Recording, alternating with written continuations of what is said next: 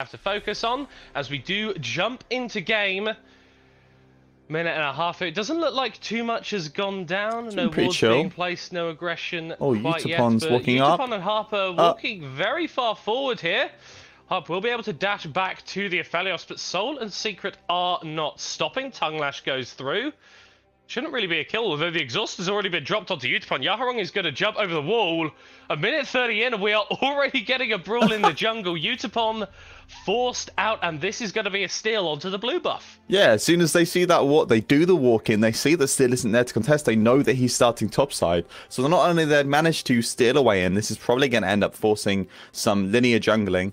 On top of that, they get to know where Steal starts. They're going to know generally where his pathing is going to be opting towards. And this means that Harp and Utapon are going to be stuck on bot side in a defensive matchup for quite a long period of time now. This is what we like to see from Steal, though, recognizing the state of the game that he's in, going for the counter jungle. So like you mentioned, we are just going to have the two junglers trading opposite sides of the map, as Soul and Secret are actually trading very aggressively in this bot lane, despite not really having the sustain. So they're going to have to take care that they don't end up going too low, that they're not going to be able to continue trading.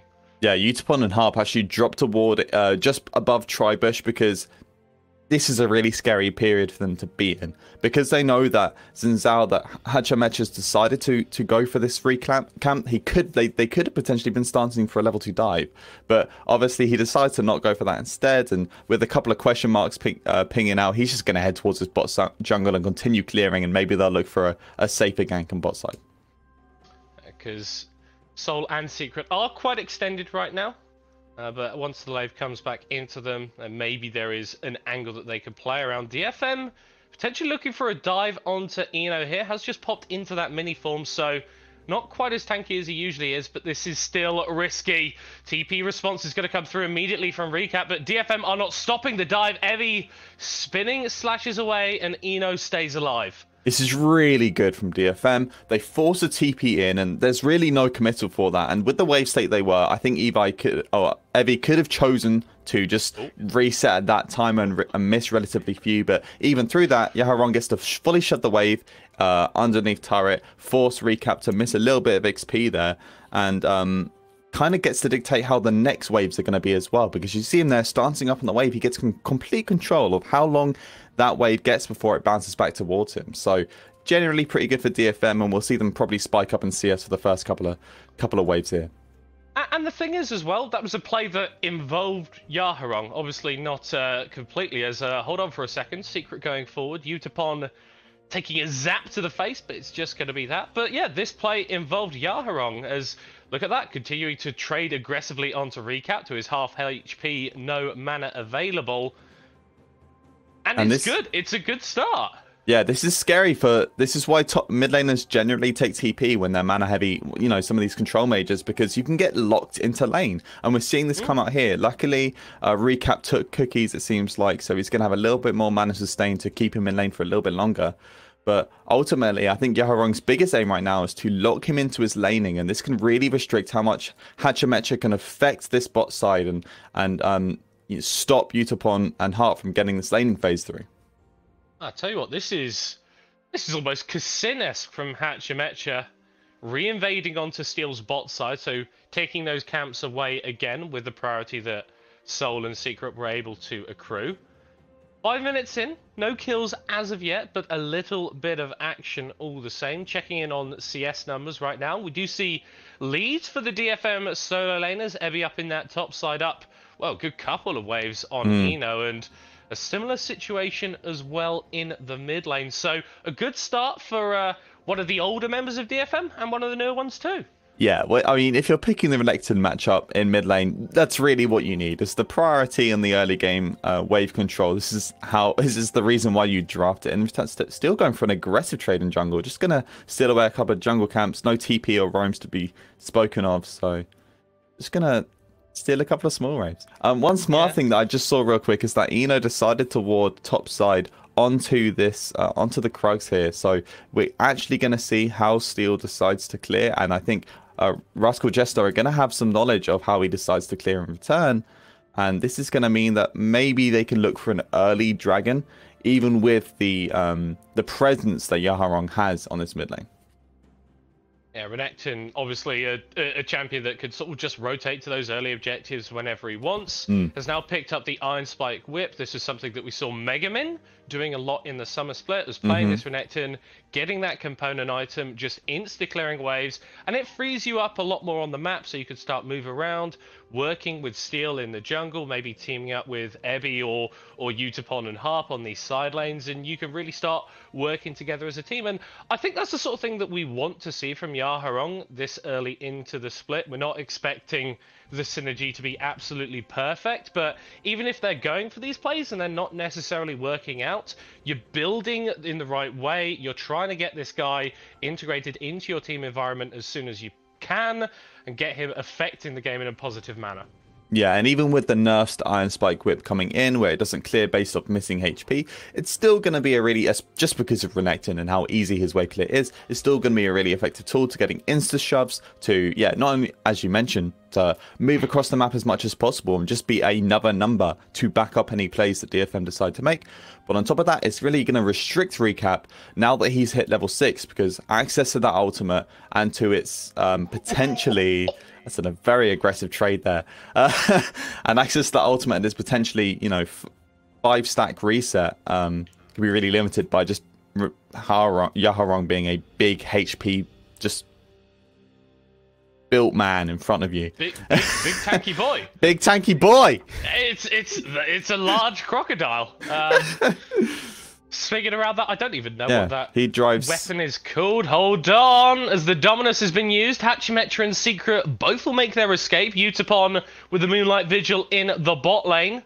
The Choppers from Soul will protect him for now, so just the ultimate coming out from the DFM bot laners gets another shot down onto Soul.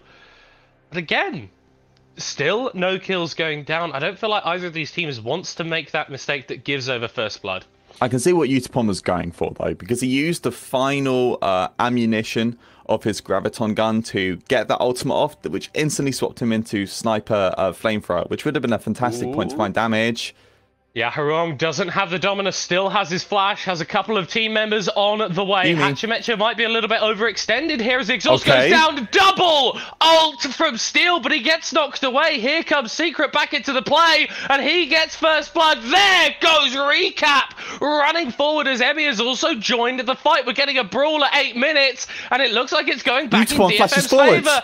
That's another kill as Utapon flashes forward onto Soul on the other side, but gets a rocket to the face. It goes down. Hachimetra falls onto the tower. It's a double kill for Evie as Secret goes back in, but Yaharong flashes forward and culls the Meek. Secret will take him down in the end, but he will fall as well. What the hell was that, Oak? And it was a very bloody fight. All 5 members coalesce in the mid lane, and we see back and forth usages of ultimates. The big thing there was Steel found this really big 2-man 2-fall, but was immediately disengaged by Hachimetra. This is how this matchup has been going so far, and Hachimetra plays it really well. Unfortunately, Utapon aggresses, and we're going to see here, as this rotation starts, a very long fight happening here as Hachimetra initially engages on Yaharong, and we're going to see Steel move up here to find the double moonfall.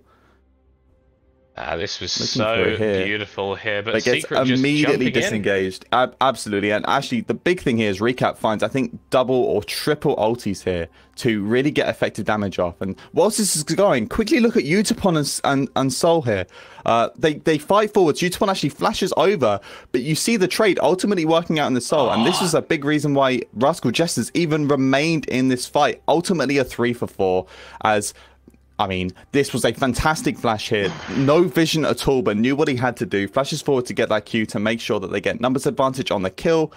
Really well played from DFM, even through some individual mistakes. We've already got some action as Eno is forced to crunch himself away. Hachimetra is now in the river with 4 members of DFM. Not quite looking to chase him down. Sorry to cut you off there, Oak, no, it's but fine. It seems that these teams just want to keep scrapping. Yeah, absolutely. And finally, looks like even though Rascal Jesters with those numbers down, they're actually on they're still trying to make these next plays, and they're looking for this Herald here. I guess because they have the ultimates coming up just a little bit earlier. But ultimately, as part of the sort of fallout of that fight, we did see Emmy pick up a couple of kills on this Tryndamere. Already had a CS lead up on Eno, has now extended that to 20, 2 kills as well. Mythic's going to be coming through very, very soon for this Tryndamere, and that's going to turn Ebby into a monstrous threat on the side lane. Really scary, but this, yeah, ultimately a trade comes in instead, so Rascal Jesters decide to opt in to take this Herald, and DFM choose to keep their bot lane bot side to maybe look for first turret pressure here, but with HachiMecha having this Herald, oh, actually it goes on to Soul, so they could potentially be looking to first turret here. So exchange being made, we see first turret and this Herald being picked up in return for Infernal Drake, first Drake being picked up for DFM. And I mean, I'll tell you what, funneling that gold into into Soul, rather, is exactly where you want it. Was one of the big carry AD carries in the LJL in summer. And he's on the Jinx, the premier marksman of the time right now, as may actually be getting aggressed onto here. HachiMecha will interrupt his recall and go forward onto Yaharong, who has used the Dominus. Stun down onto the Xin Zhao, who is not trading favorably against the Renekton at all. Secret will come into the fight and keep HachiMecha alive. So the aggressive play from DFM effectively diffused by Rascal Jester. Yeah, it just gives it Ashley to, honestly, just stalling out these players, giving a little bit more space for Utapon and Steel to get this shove in on bot side and unlock this turret can be really important for that constant Everflow wave control. This means that DFM, especially with that first Drake and with a little bit of gold lead, remember, Evie right now looking real strong at the moment. He's going to be the dictator for who can lane against him. So he decides to walk topside. This is going to force Eno to constantly play for top lane. And this means they get to take control of bot side. Hopefully get repeated wave shoves in from Yaharong on this bot wave. And then look to constantly rotate and pair up with Steel to get some aggression continuing on the map. Oh my word, I hadn't even realised that Evie hadn't taken a tower plate as of yet. Those will be falling off in a minute's time, so won't be able to pick up any bonus gold from those as it stands. But it's been a good start from DFM. It was a little bit of a slow one, you have to feel, but they are in the driver's seat now, couple thousand gold up, Drake in their back pocket, but I am still worried about this Jinx. Soul has not been shut down as Utapon takes a big chunk of damage there. Super Mega Death Rocket is available, but Harp is hanging around and he is going to be able to block that if it were to come out. So AD carries, whilst DFM in the lead generally, his AD carries still on parity. Yeah, and finally we see Big Mythic sport up, and a big question mark is going to be Soul picking up this Kraken Slayer instead of the Gale Force. There's some really scary divers coming up from DFM. I'm curious to see how, especially obviously with Secret being on this Tom Kench, is that going to be the only savior that he needs to remain healthy and fight and to make sure he can find effective damage? Because Gale Force is kind of a default on Jinx at the moment. Yeah, and I imagine against sort of the moverability and the dive threat that something like a Tryndamere, like a Diana, like a Renekton offers, maybe it's a bit of an ego bite to go for the Kraken Slayer, but it is a fair bit more damage as Ebby is Gale forcing forward onto Eno, going under the tower, has the Undying Rage, the spinning slash, the flash away, but he doesn't get the auto in time. Eno continues to kite it away, but it doesn't matter. Ebby grabs the solo kill. Yeah, and Steel had complete confidence, but HachiMecha may find him here. Yeah, still opting forward, even though the Yuumi is on Steel's back. Secret is going to be here as well. The flash forward responded to in trade as the TP is going to come out as well. The Moonfall used, but doesn't hit onto anyone. Rascal Jester is starting to engage and actually bait a fair bit out of DFM. Yeah, I mean, Moonfall in exchange for the Tom Kench ultimate going to be really important to maybe get some aggressive plays coming out from HachiMecha now, because suddenly this big initial engage for DFM has been taken away. So this puts the ball on Rascal Jester's foot, but it depends on what they can really do with it, because as mentioned, with Evie being so strong in side lane and he's really flexing at the moment, funding a solo kill onto Eno. Can Rascal Jesters make any aggressive plays here when trade options, especially this top lane tier 1, that's an automatic choice for them to be opting into? Yeah, and who really can answer Evie at this point? It's a difficult question. The answer has to be more than one person. But are we at the point where the Tryndamere could just turn around and get a double kill? I mean, itemization is going to be key here. Once Eno gets on the Mythic, and also hopefully, as I can kind of see from this itemization here, looking towards a potential Randa wins, this can be a big contributor in terms of how effectively he can lane against this Tryndamere. So I'd love to see how he looks towards the itemization and how Rascal Jesters can maybe either funnel gold or wait out those timers until Eno's in a position to maybe look to play a little bit more aggressively in this lane matchup. But Rascal Jesters are starting all towards the bot side at the moment. Yeah, maybe thinking about a dive onto Ebby. Ultimately, he is just going to back away and it comes to nothing. But they have secured a bit of position in this river. We'll give that up slightly now as DFM are pushing in the mid lane. Mountain Drake up in 15 seconds would be the second of the game for DFM if they can pick this one up. And I think Ino's going to be forced to hop away from this river. So now actually DFM secure all the priority, secure all of the vision in the river. And Rascal Jesters, while they're not completely walking into blindness, they're not quite where they want to be. No, I think mid-wave control is going to be so important here. Once you get this wave shoved in as the Aurelion ultimate comes out double root. On to two, but yeah, not really members that you want to be engaging onto. Yeah, and this one ultimate won't be the dictator of this fight, but this definitely limits their initial catch options. Rascal Jesters are trying to regain a little bit of vision control as they're stepping back and forth between the fight. Now, Hatchamech is actually moving towards Herald. It looks like they're going to exchange here instead. They know that the fight can't be found just because of the strength of DFM at the moment, and they look to swap out instead. So, especially with the wave shove they found within mid lane, maybe they're going to look to, as this dragon gets picked up, potentially look for tier 1 in the mid lane. But I think they're really limited in their siege options, especially on this timer. Quite difficult for them.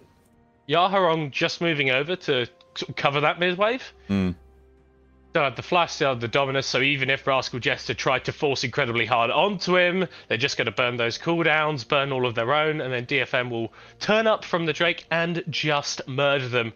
Is a Hextech Rift, so we've got these beautiful gates now, courtesy of Jace. Thank you very much, mate. But DFM, yeah, they haven't really extended the lead that they've got themselves too much. No, the gold lead has remained relatively stagnant, and I think it's either because they're waiting on specific timers, but I think ultimately you'd want to see Evie pushing this lead as much as possible, and I think this grouping has actually really limited him in terms of how much he can push his lead, because he's not able to be effective side lane threat against Eno. Yeah, it's hard for them at the moment. I think once Steel gets on 2 items, once we see Stopwatch picked up, which is really big for initial fight engage, but especially once Sonya's gets picked up, it's going to be more consistent for them to try and find these engage options, especially if he gets that flash as well. So that's probably the timer we're looking for DFM to look to extend this lead again. But that does give a little bit of space, as we mentioned, for Eno to maybe get on that mythic, because we're seeing complete mythics across the board for DFM, but 2 mythics still missing from Rascal Jester as they decide to summon in the mid lane. Yeah, are looking to get a Herald shove here. Yaharong and Ebby are not around. They will be able to get a decent chunk down, but the wave clear just about enough from DFM. No, not quite, as the tower will fall in the mid. Second tower of the game for Rascal Jester, and puts themselves at an advantage in terms of the structures. And DFM, they're not really able to get anything on the other side. Yaharong doesn't have the same tower-taking threat as Ebby in these scenarios.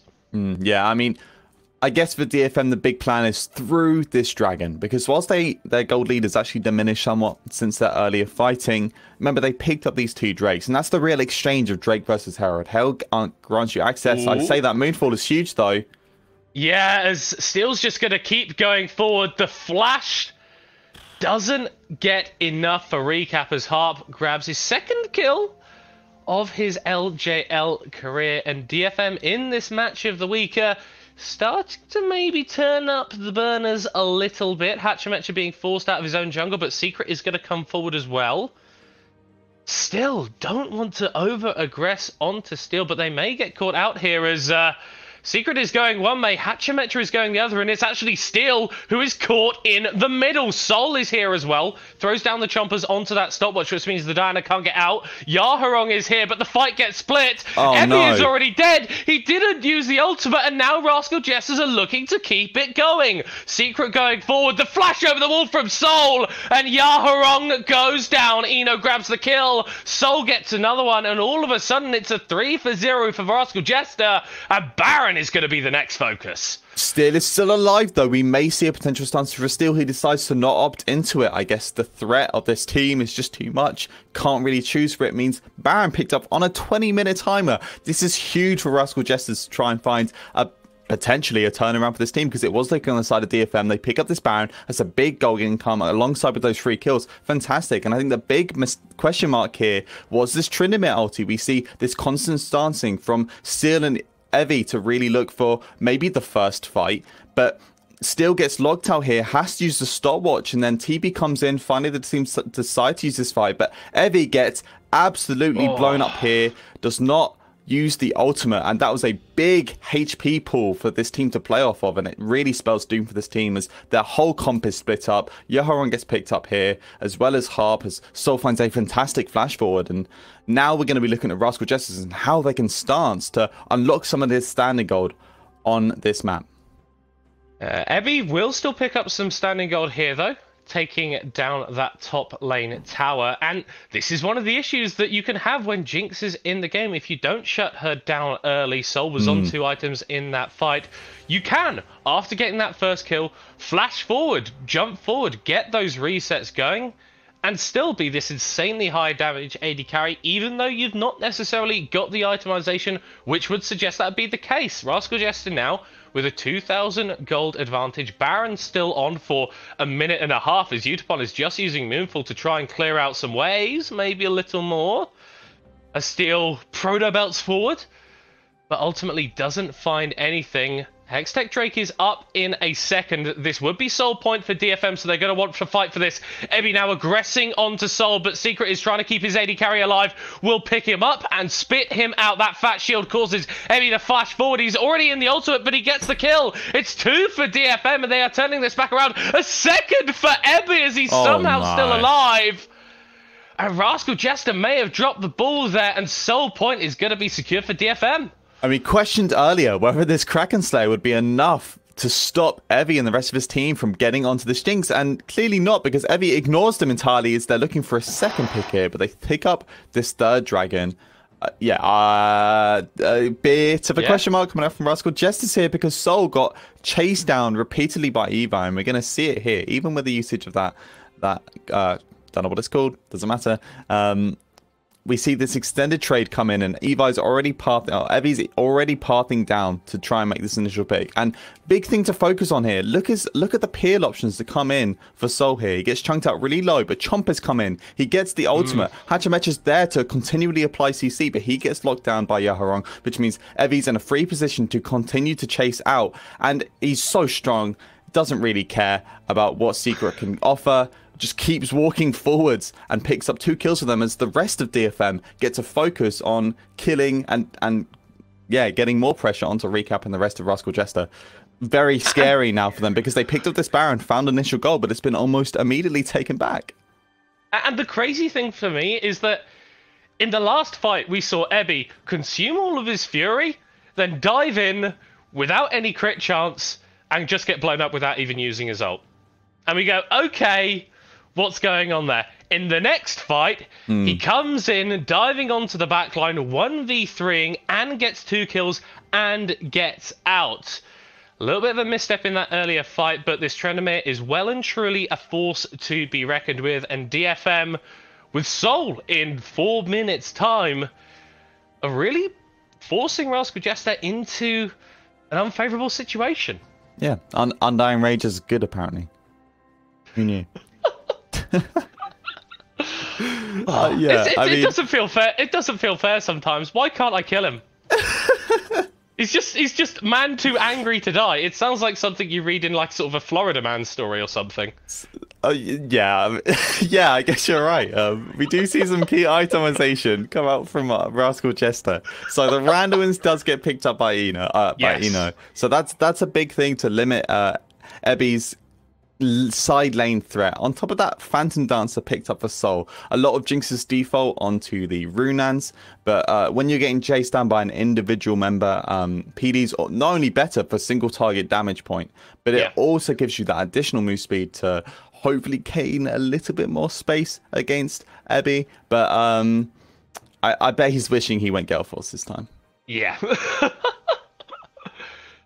That's hopefully not a mistake that he's going to make again. But Rascal Jester far from out of this game. Yes, it's an advantage for DFM at the moment, but not massive. Yes, they've got a few Drakes, but that's not going to massively augment their fighting power. And I think once Sol gets to 3 items, Rascal Jester can look at this game state and go, okay, we can actually fight this. On top of that, they are blue side. So I say this with a pinch of salt. It's relatively easy for HachiMecha to look for these dragon steals. Because they're on blue side, they get access to that wall where he can just jump in through blasting point or through flash. And so long as they get the vision on the Drake, they can still potentially look for that. And then, yeah, you mentioned 3 items on Sol, but the rest of this team as well. The fighting force of a Mega Gnar ultimate can be so pivotal for creating successful initial fight points, because the CC chaining could be so big, and that could really shut down Steeler Evi's initial damage points, around these fights. So that's a big thing to be looking out for, especially in tandem with Recap on this Vex. How can they use their ultimate effectively to combo with the team? Okay, Oak, I've just spotted something. That will make you smile as a color caster. Inventories for Rascal Jester is still maybe looking at secret there. Inventories for Rascal Jester. We've got 4 control wards there. We have got 4 sweepers as well. Vision denial is the name of the game. They do not want to get caught out at all, and they do not want to give DFM options to walk into them. It does. I mean, when you got, you had to give respect to it. It means they definitely are. Grab a term onto 2. Secret with the eat very early there. So just ends up being a trade of ultimates. Recap is going to TP back into midnight. I apologize, as we're starting to get some objectives on the table. Baron is up. Hextech Soul available for DFM in 20 seconds, and they are fighting from the river. I know. Takes a fair chunk onto his health bar. That Mega Gnar is charging up there. If he can find a flank, if he can find an angle, could still be disastrous for DFM. As Utapon is actually gale forcing forward, but he's able to get himself out. The Crescent Guard will keep HachiMecha alive as Ingo steal the Moonfall onto 4, and Ebby finds the backline. Already takes out Soul as the fight just goes all DFM. 2 kills. There's going to be a third in a second, surely. Secret actually just able to walk it away, but with the Gnar dead, with the Jinx dead, DFM will rotate towards this Drake and grab the Soul. What a fantastic fight for DFM. Just that initial engage was so strong from this comp, and without the Devour coming out from Tom Kench, they knew they can aggress as much as they want, because Jinx has 0 peel for the rest of this team, and it shows there really as we're going to get this replay coming in, and we're seeing, this just trying to find a damage point, flashes out, but this forces HachiMecha to burn that ultimate early and get completely chunked out, and then fantastic Moonfall comes in, combined with the Sonya's, really stops that initial front line from Rascal Jester, and then Ebby has free space to dive onto the back line and secure the Jinx, which, remember, is the majority of damage for this comp, and especially just shuts down the team completely. Recap has no way to re-engage for that team. And finally, I feel like we've got to a point in this match of the week, in this rematch of our summer final, that one team has I don't want to say decisive advantage. I still feel like there are ways that Rascal Jesters could play this out, but DFM, they're looking good, right? 2 new players on the roster. We weren't sure how they were going to integrate into it. Yes, Harp's just playing Yuumi, so maybe there's not as much going on there, as HachiMecha will actually jump onto Steel, who's potentially a little bit cool out. We'll use the Moonfall and get feared back, but it's still alive for a moment. Recap will grab the first kill of the fight, but here comes Ebby. That's 2 kills from Yaharong as he slices them down with the Renekton. Now Soul just poking with a little bit more damage, but still Rascal Jester lose the engage, and they might not be done. Ebby is flanking on the side. Eno's about to go Mega. Throws up the mocking shout, but doesn't want to overcommit. Rascal Jester, they can't find the engage, and DFM will back away as well. Yeah, they see the Mega Gnar and they immediately opt to not continue the fight. They've already got an advantageous 2-for-1 for their team. And I think now they're just going to wait out Eno on this Mega. And we're seeing here, as soon as this mini goes down, they look for the fight. They pick off Secret. Yeah, he was just in no man's land. No escape. Utapon with a double. Ebby not going down because of that Undying Rage. And DFM, it just feels like they're picking off individual Rascal Jester members with ease. Yeah, it seems like they're separating out Rascal Jespers. They separate the backline and the front line. They fight frontline to frontline with this ridiculously strong Renekton, 2 items already. And then they have Ebby repeatedly walking into Soul and this backline to create a lot of distance between Rascal Jester's comp. And it's working so effectively here. And with that, well, I said the ace wasn't very clean. They pick up the Baron there. And it starts with Steel honestly looking like he's getting caught, but the turnaround play from everyone on DFM is so beautiful.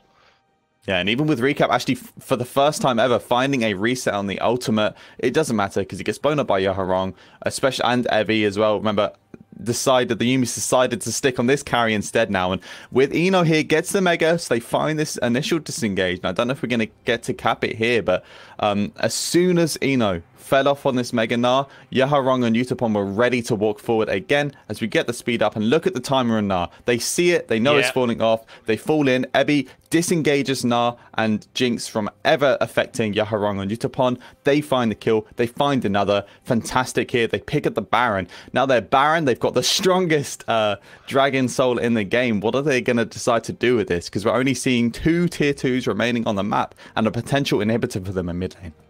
Well, I would say second strongest Dragon Soul, as the Elder is going to be available in a few minutes' time. Yeah. and if Rascal Jester can get that right, maybe they could play out the rest of that fight. Yeah, the gold leader's grown substantially in DFM's favor, and obviously they've got the extra combat power of that Hextech stole. But if you can get a steal, and we've seen heroics from members of Rascal Jester in the past, then it doesn't look too bad for you. Soul gets eaten up. Trade of ultimates there. But Ebby is just pushing for free in this mid lane. Spinning slashes away. Gale forces out too. And DFM are just pulling apart Rascal Jesters at the seams. And this is something you get to do with double bruiser comps. You get to continually walk forward and aggress and create so much space here because there's so much potential damage coming up from this comp, especially with the soul obtained. That every member has to respect it and walk back with that, because that possibility that the Moonfall comes down and you get blown up during that CC combination. It shows here. Onto the back line. Still goes into the Zhonya's and Rascal Jesters fall down. 3 dead already as Ebby is undying. DFM Harp grabs another one. And it's gonna be a clean ace on the bottom side. This game took a little bit to get going, but once it did, DFM put themselves in a commanding position, and they're going to start off 2022 with a win. And we were questioning them. How are they going to do with the exchange of players? How would we think they would progress with, obviously, Arya